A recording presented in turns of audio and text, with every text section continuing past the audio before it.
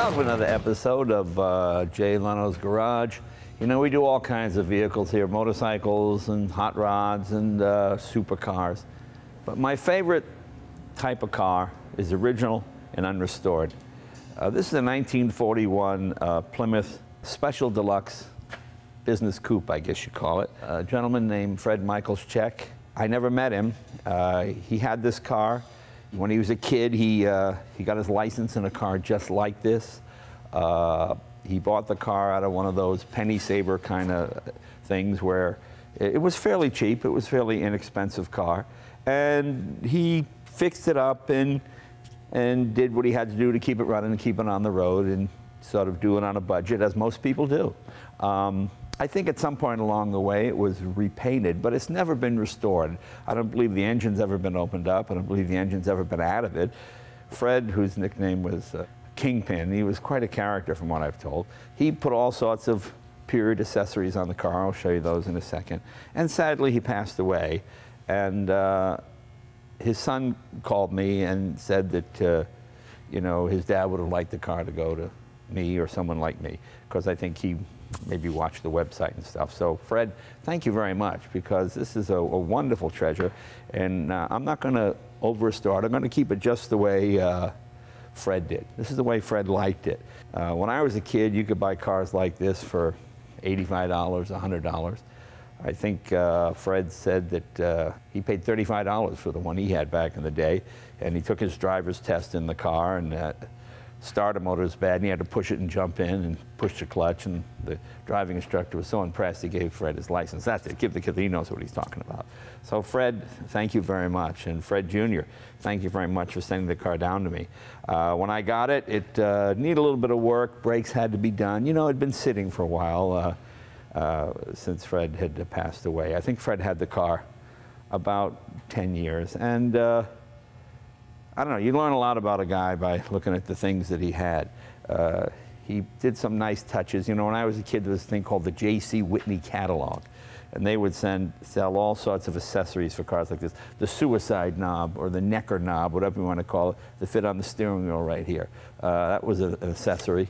Blue dot lights here, that was an accessory as well. You could put those on your car and make it look kind of cool. The moon hubcaps, all that kind of stuff. I went back to the original wheel covers. I like that.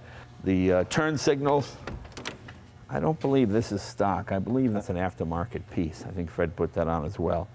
But as you can see, the interior too is pretty much old car guy.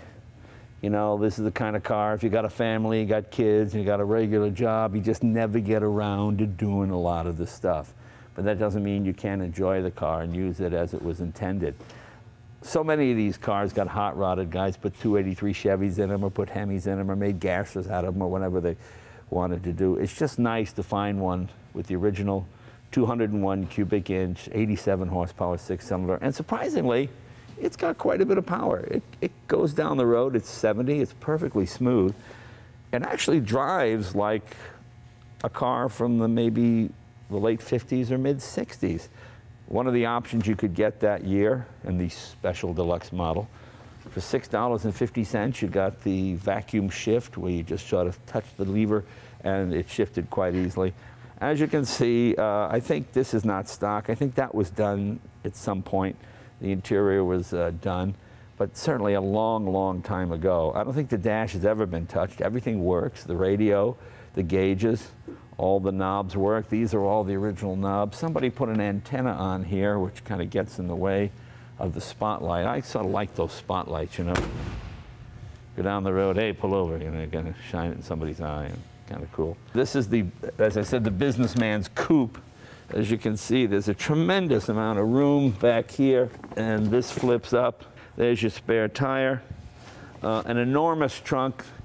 The idea was businessmen would buy these things and put all their wares in this enormous trunk, and you'd go visit your customers, and there you go like that. Look at that. You could actually, you know, you can actually sleep in this thing.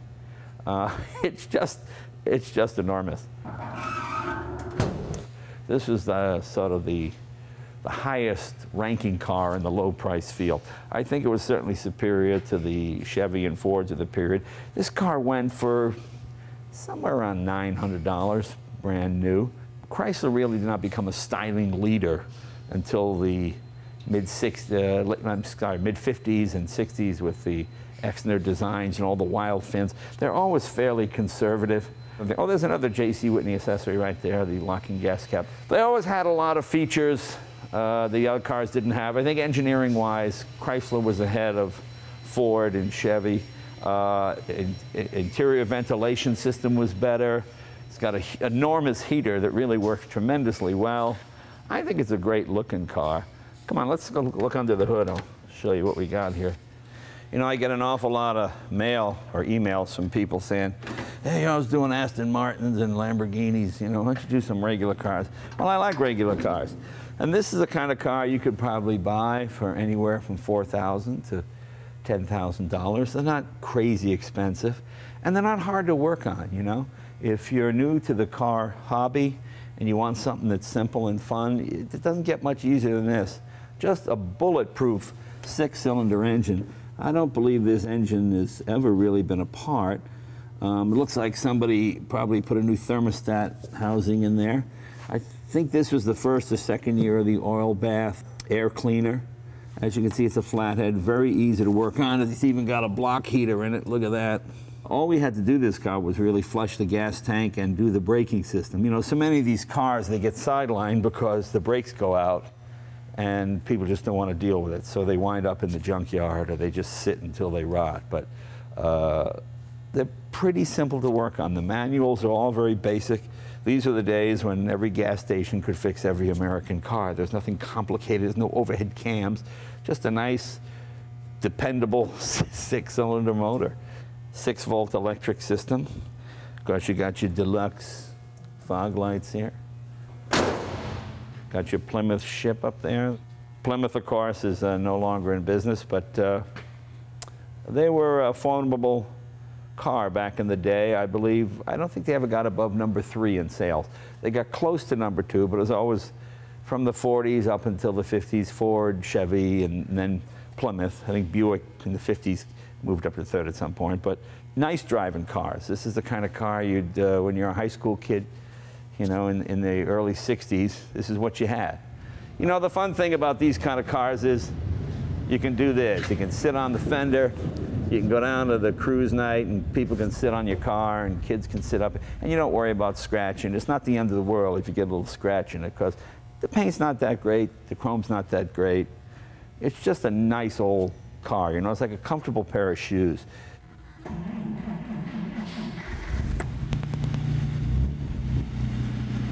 I think old Fred put some glass packs on there, and that's okay. It's a little throaty. See, a special deluxe model, you got your got a nice horn, you got your light up here, tells you when your high beam is on. There's the suicide knobs. It's kind of, you know, where you got your girlfriend, you got your arm around, you're driving with one hand. Cops would give you a ticket for that back in the day. Aftermarket turn signals right here. Handbrake, hand throttle, headlights, choke. Nice dashboard, kind of cool radio. There's your speaker there. There's your special deluxe emblem. This car has seat belts in it. I believe this is the original headliner. Take a look. I think that's the original headliner. Doesn't look like it's ever been touched. Not sure what color it was. It's probably a lot lighter than that originally. You know, I came home from the hospital in a car like this. My dad had a '49 Plymouth, and we had it up until I was just about 6 or 7 years old. And it had that mohair interior. And when it got wet, the car smelled like a wet dog. So whenever I see a wet dog, it reminds me of my dad's '49 Plymouth. So I know that makes no sense, but hey, that's what happens. Like imprinting on a goose, you know, when you're a kid, those are the memories that you have. Let's put some cameras on this thing and we'll take it for a ride. That's what I like too, when you open this side window. There you get the whole, there you go. That's Chrysler Engineering right there, there you go.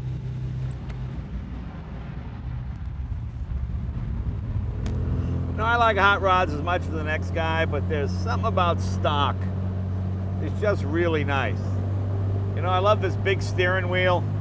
And maybe I'm getting old, but it's got plenty of horsepower. Look at that third gear, pull away, look at that. As I said, this is a 41 Plymouth, so obviously this was built before December 7th, before Pearl Harbor. Because after Pearl Harbor, auto production stopped, and what few cars were being produced, there was no chrome.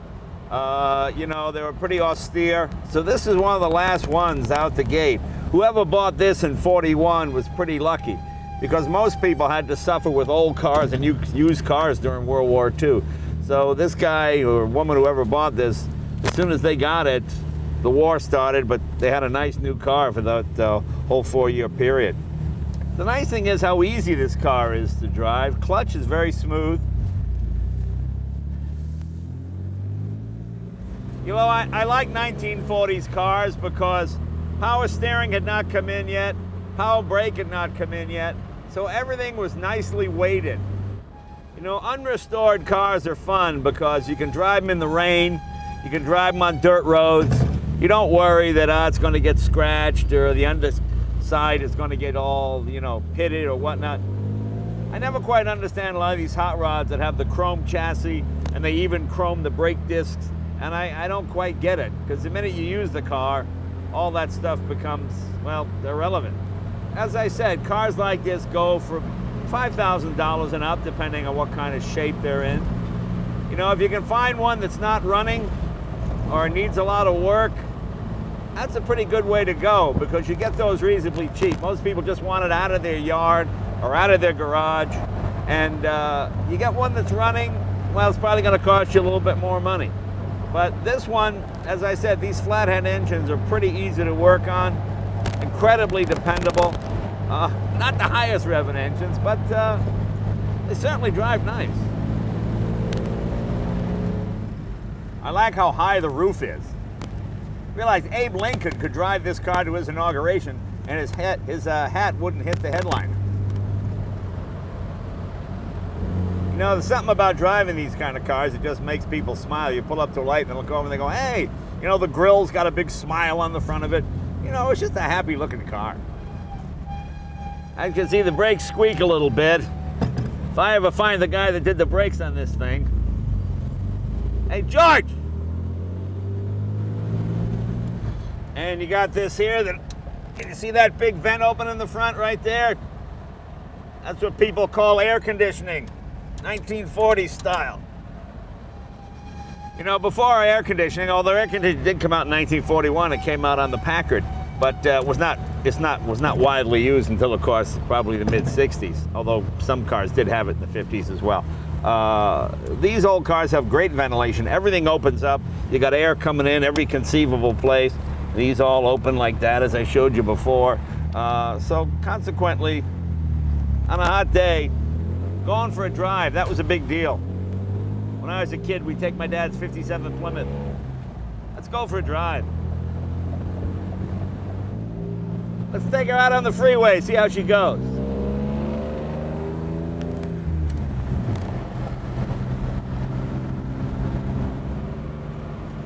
As you can see, it more than keeps up with modern traffic. 65's a nice cruising speed.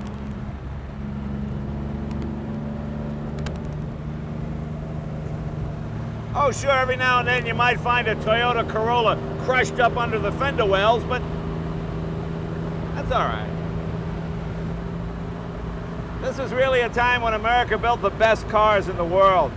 You know, English cars, French cars, they're all these little weenie cars with 700cc and 1100cc engines. This is a big 201 cubic inch, 87 horsepower, made of cast iron. You know, you always feel like you're like 9 years old when you drive these cars because the steering wheel is so big, and got your horn ring right here, and I just love this dashboard. See, Special Deluxe, not regular, Special Deluxe. Little Plymouth emblem there. There's your radio. Buttons go this way.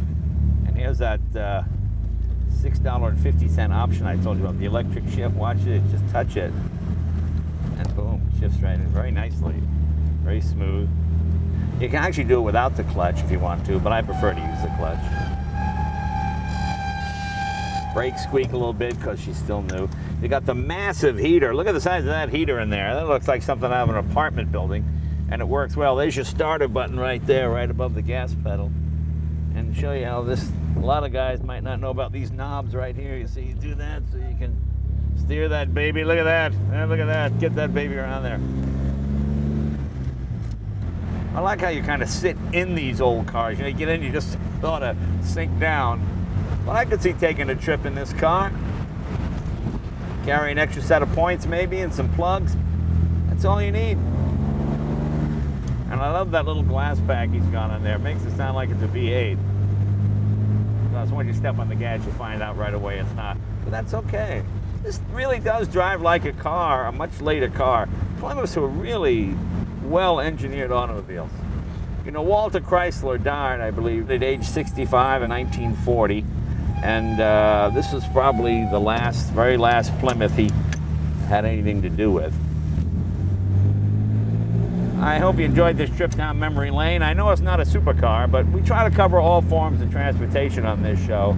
And you know, this one is really one of my favorites. Sometimes it's not about going fast.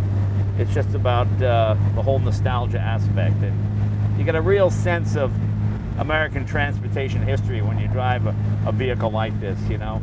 Well engineered, well designed, and look, at 70-something years later, she's still running, so that's pretty good. Hey, we'll see you next week.